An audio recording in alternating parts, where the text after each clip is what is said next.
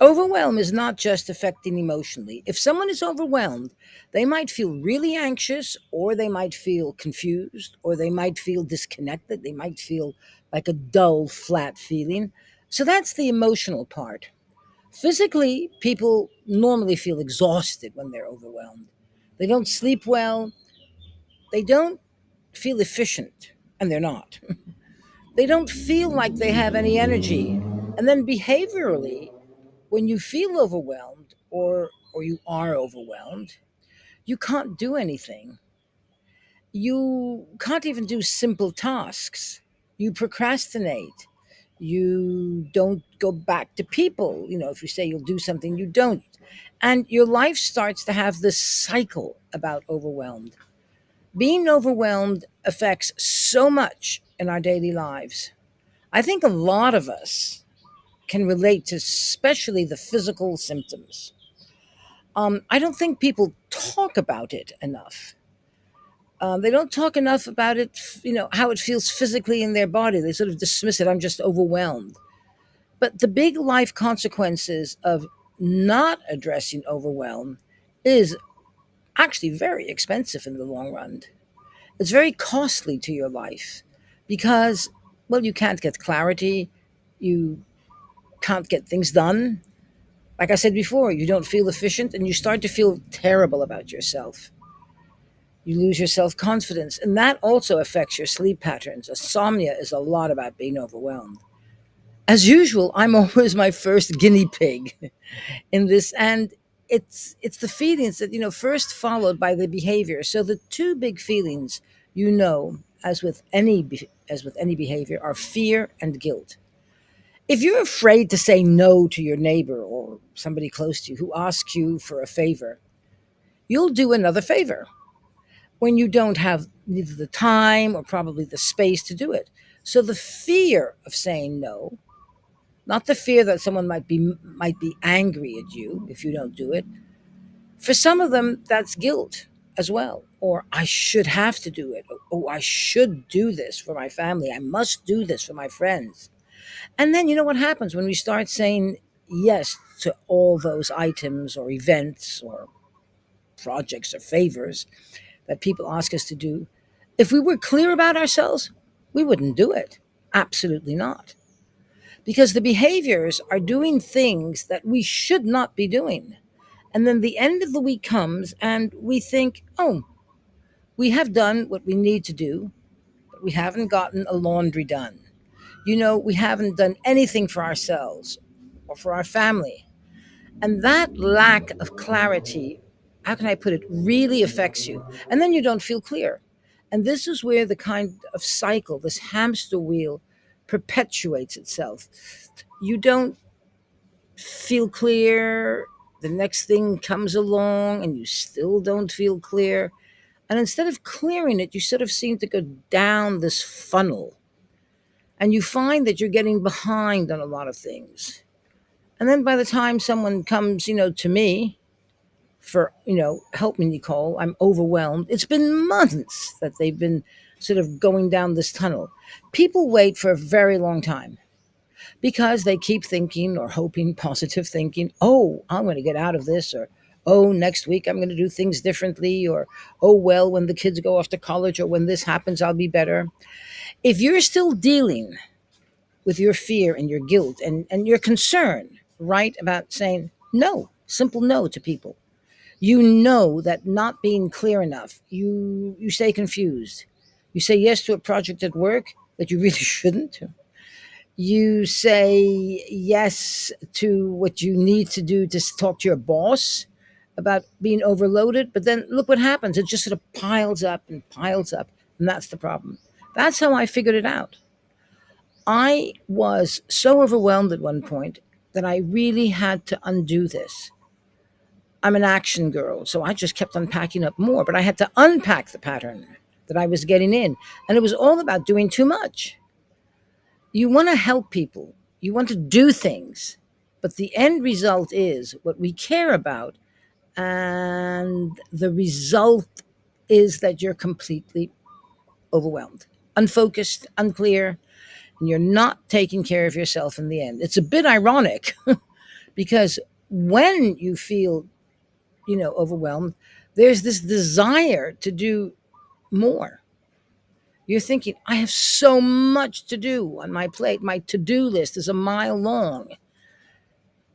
Now, the solution to this would normally just be more productivity, would be me being able to get through this faster. And in reality, what am I doing?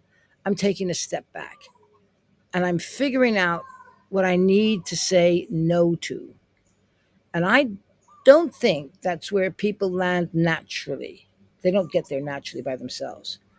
When they're feeling overwhelmed, it's like they go completely in the other direction. Because if you can't be clear, how are you going to plan? You're not. How are you going to be productive? You're not. How are you going to say, this is what I want, this is what I need for my life or for my family or, for whatever your priority is today? When you have clarity, you say no when it's appropriate, even if the other person might be a little bit upset, right? Okay. I always say you can't make everybody happy all of the time, but at least make yourself happy. So you have to first have clarity and feel grounded. You feel like that you have that emotional integrity. You know what's good for you and you know you deserve it. And so you do what has to be done to become clear and more productive. Not just because you don't have 50 million things on your plate. We all do. But you actually are more focused and more into it. You know what they say? If you want something to get done, give it to a busy person, a busy, successful person.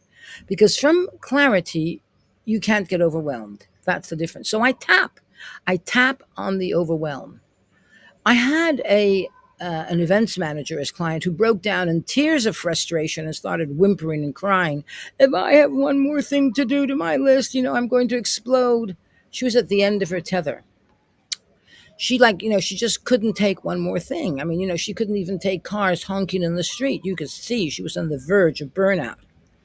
If you don't have a buffer that you can handle, one of your late signs is that you've really gone too far. And sorry, it's very hot here and I'm very thirsty. I'm looking after myself.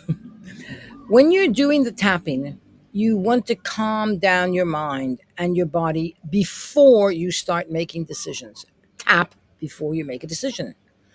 Once we calm that down, then we can start to get ideas. We can start to go in the right direction.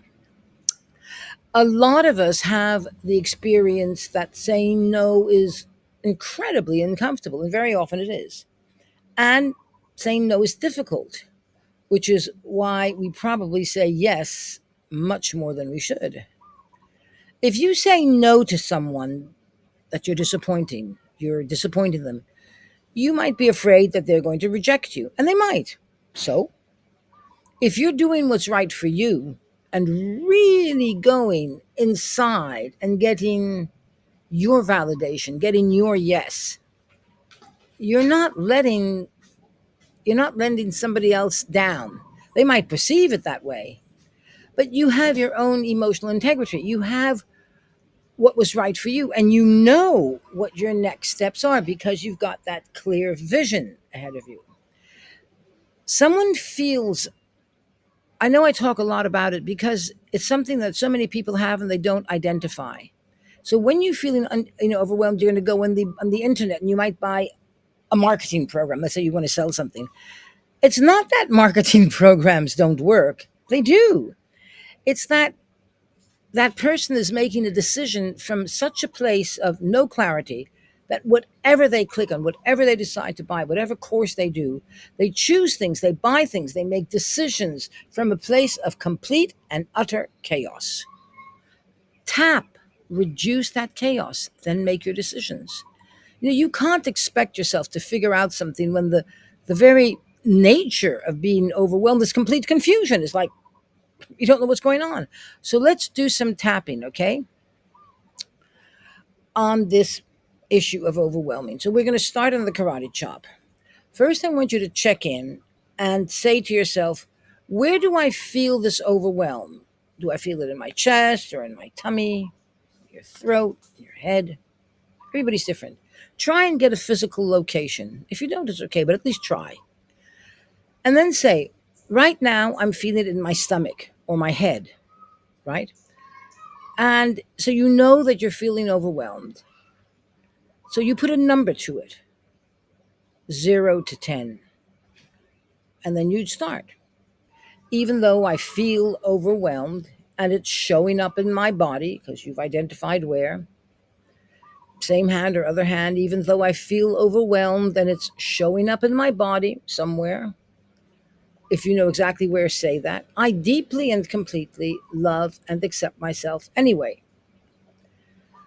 Even though I feel overwhelmed and it's showing up, I don't know, in my head, my throat, or just in my body, I feel exhausted. I accept who I am. I accept who I am and that I got here. Even though I feel overwhelmed and it's showing up in my energy, I'm doing the best I can. And I'm just allowing myself to be here right now. Let me go to the eyebrows. I feel overwhelmed and I'm exhausted. Side of the eye, I feel overwhelmed and I'm upset under the eye that I have no energy. Under your nose, I feel overwhelmed and I'm exhausted. I can feel it. Chin, I can feel the overwhelm in my body. Collarbone, I want to relax and I want to feel better. Under the arm, I just want to accept that the overwhelm is showing up in my body. Acknowledge it. Because this is what's really bothering me, and something specific comes up, you know, and you clear that cloud, or you can call it the fog of being overwhelmed. Somebody might say, oh my gosh, it's about helping my mother. Or, oh my gosh, oh my mia, what happened? It's about helping my neighbor. Or it's about, I haven't done this at work, or I still have to do this and I don't know how to do it. It's about, I'm eating too much. I'm eating too much dairy. I'm not eating enough. I'm smoking too much. Whatever it is. The issue is you can't get to it. You can't address that problem because life just keeps throwing things at you. If life throws us a problem, a curveball, we can deal with it. We can put more on our plate if we have to. But we have to make room for it first on the plate. You see, we have to empty it of other stuff from it. I love saying yes. I love helping people. I don't want to disappoint people. And that's where tapping really helps because we need to make room for ourselves in our own life. And so we address this challenge with what? With tapping. If we can't think of a specific situation, or I should say, if you can't think of a specific situation in this moment, think about just saying no in general, just in general, or maybe a past experience, or maybe even imagining a future experience or a future thing. Maybe something that you can't even relate to this right now. I think we can all tap into that feeling of overwhelm. It's likely that you have problems saying no now that something did happen, maybe 1 year ago or 10 years ago, or maybe even when you were a kid. When you said no and something happened, there was a punishment, or you got a scolding, or maybe you saw it in their eyes, that look. Then you had really disappointed that person. That look, that feeling stays. So let's do a little short one on the feeling of guilt. Even though I feel guilty when I think of saying no, even though I feel guilty when I think about saying no, I don't think I should. I accept who I am, I accept that feeling, and I accept how I feel. Even though I feel so guilty at the thought of saying no, I accept who I am now and how I feel about it. Even though I feel guilty at the mere thought that I might have to say no, I accept that I feel guilty in advance. I don't want to disappoint anyone. I accept who I am, eyebrows, and how I feel underneath the eyes. And I accept what it feels like inside of my body, under the nose. And I feel really guilty when I think of saying no. Chin, I feel so guilty at the thought of saying no. Collarbone. What if that person is going to be disappointed at me? Underarm. What if they're going to be mad at me? Top of the head. I'm feeling scared and guilty about saying no. I don't want to say no. Eyebrows. No wonder I'm in so much trouble. I feel guilty at the mere thought of saying no. So even if that only comes down in your body a couple of points from whatever you rated yourself before with tapping, you can do it again and again, right? Just for a few rounds. Now, instead of getting the stress response all agitated inside of you, you say, oh, this no, saying no is good for me. Oh, I'm going to call them and I'm going to say, sorry, can't do it. But now you don't have all this agitation and you don't have this conflict and challenge. It just becomes a simple yes or no decision to do it, right? You're not emotionally entangled with it. I hate being stuck. I hate procrastinating. I know, but you wouldn't be stuck and procrastinating unless it was serving you. And you see, what I found out is that people are afraid, honestly afraid, to be clear, because when you clear, you get things out of the way. You get things done. You make wonderful decisions. You're more present with your family. You're great with your body. You things come easier. You really feel integrity. You don't eat the junk food. You get clear in your exercise. You get projects done. You feel grateful to people. And kindness sort of comes naturally, not like sort of an obligation. Because when we're stuck, it's useful to ask ourselves, how is being stuck serving me? How does this feel safe? What is the upside of staying stuck? What is the downside of being unstuck? Now, when you just tap on those questions, that aha moment that you get, you often surprise yourself because we want to be efficient. We don't want to be exhausted. So there is a downside to getting unstuck. Maybe someone's going to be jealous of your success or envious. That happens so often. Maybe someone will say to you, like, well, why would you say no to me? Tricky questions, right? Uncomfortable. Success and abundance really start to shift for you when you have this idea of clarity. And I help people get unstuck all the time. And then they go, whoa, whoa. They can even feel the energy of being clear and how different that is because you feel clear energy. You have excitement, you have enthusiasm, and maybe it's something that you haven't had authentically for a long time. So I want to do just a little bit more tapping, okay? Um, let's start very simple. I'm afraid to be clear now. Now, some of you would say, oh, well, that brings up my spouse, or that, brings it to my friend who's envious of something, and it's uncomfortable, so we don't want to look into it. So if you can get somebody in mind or a situation in mind where just the thought of being crystal clear, making a decision, maybe that means you're moving. Maybe that means you're quitting. Maybe that means you're breaking up a relationship, personal or work. Maybe you're breaking up with someone. That might mean that you're not breaking up with someone. I want you to get a number. I want you to get a number based on the situation. And if you can't, well, that's okay. Just say, somewhere inside of me, I know I'm afraid to be clear. And see if you get any numbers coming up for you. See if you get any stress or a little niggly feeling of discomfort in it, okay? So even though the truth is, I'm afraid to be clear. I'm afraid to rock the boat. I deeply and completely love and accept myself anyway. Even though I know what's going to happen, I know I should feel it that things are going to change. And I accept who I am and I accept how I feel. And the truth is, I am afraid to be clear. I am afraid that I'm going to rock the boat. I know how clarity is going to change my life. And while I really want that clarity, the other part of me is afraid to be clear. I'm afraid it's going to upset people if I change too much. No wonder I'm blocking my clarity. I'm afraid to upset people. I'm afraid that my clarity will rock that boat. No wonder I keep getting overwhelmed.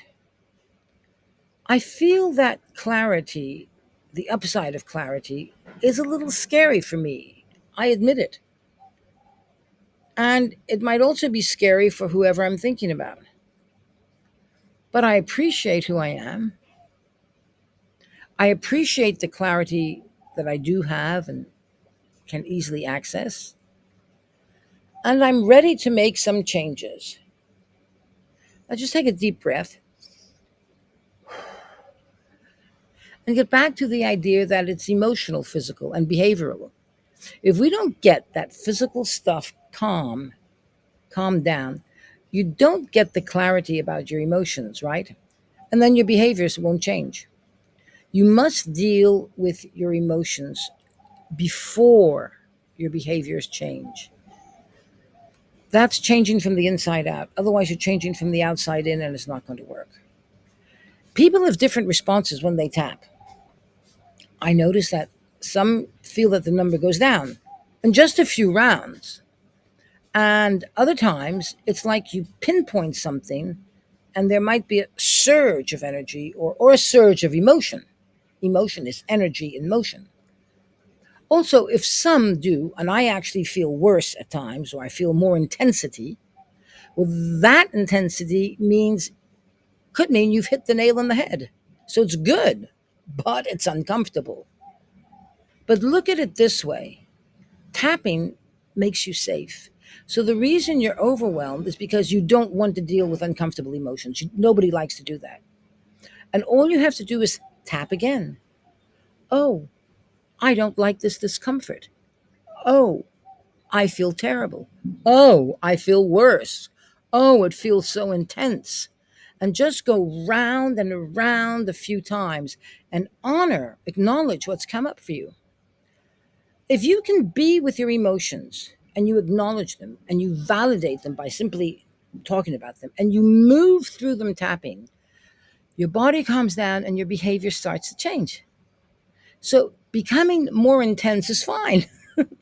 Being numbed out, like not feeling anything, is a reaction. That's all it is.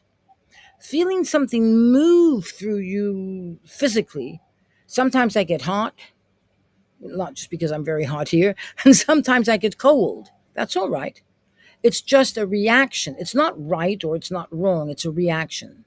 Now, the more you are in this emotional space of integrity and health, and you're grounded and you're centered, you're more available to other people. You get it? And no matter what your profession is, I don't care if you're a coach, a practitioner, a stockbroker, or the president of a country, right? Or if you work in a restaurant, I couldn't care less. When you have that sense about yourself, you help other people. You bring more light to other people. I mean, literally, you are in a better shape. So we might have to tap on, I feel selfish. I feel selfish when I take care of myself. That comes up even for me and for a lot of people. Even though I used to think it was noble to ignore my needs, I see that I'm suffering, but I accept it. And I need to take care of myself. But it's not normal to me. It doesn't feel good to put myself first. It's not my habit. I'm not in the habit of putting myself first. I'm used to putting everybody else first. I was taught that. It was a good idea. But the truth is, I'm really suffering. And I want to start putting myself first. But that makes me feel uncomfortable. And that's okay too. You see, this just goes back to the acknowledgement. You're just talking common, normal words. And the acceptance and saying, identifying what's wrong. Tapping is not about working harder. Tapping's not about getting more things done. Tapping is about being present in the moment and honest and generous and enjoying life. That's what it's really about. And enjoying life means that there's real depth for you in your relationships and how you look at your own life. So go inside and say what's really going on. That's the $1 million question. Get in touch with yourself, get to know yourself. As the Greek said, physician, heal thyself. And this is what you're doing with tapping. I'm sure this has helped you. And be honest with yourself and tap. Watch the difference. Bye.